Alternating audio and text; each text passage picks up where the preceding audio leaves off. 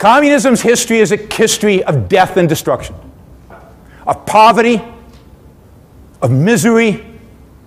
And I know for your generation, you have to tell people sometimes, you know, the Berlin Wall was built not to prevent Westerners from escaping to communism, but because communists wanted to run away from Eastern Europe to the West and needed to be shot in order to stop them from doing that.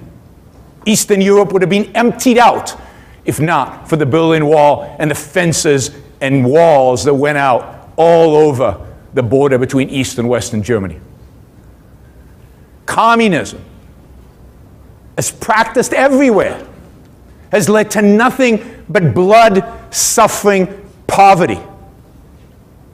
Soviet Union, in China, in some ways even worse in Cambodia, where in the killing fields of Cambodia, 40% of the population was murdered in the name of equality, in the name of socialism, in the name of making us all the same, in the name of eradicating private property, eradicating differences, eradicating so-called classes. The history of socialism and communism is the history of bloodshed, murder, and destruction. And knowing these facts, it is stunning that we still have socialists around.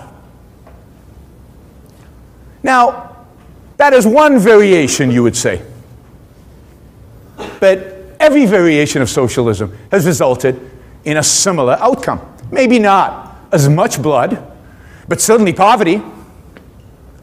Right now, we're living through an experiment in South America of socialism.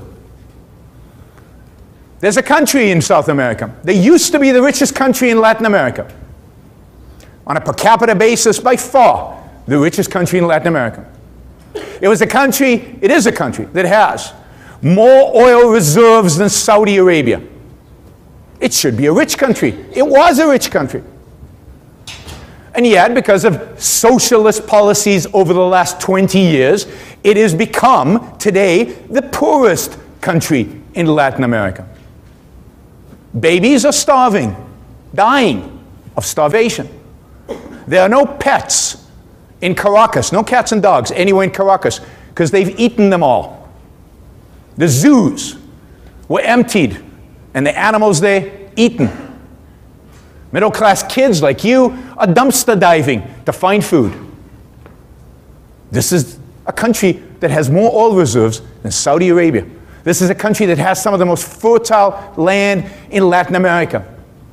And yet, that land was collectivized 20 years ago, turned into collective farms, and is producing nothing today. And people are starving.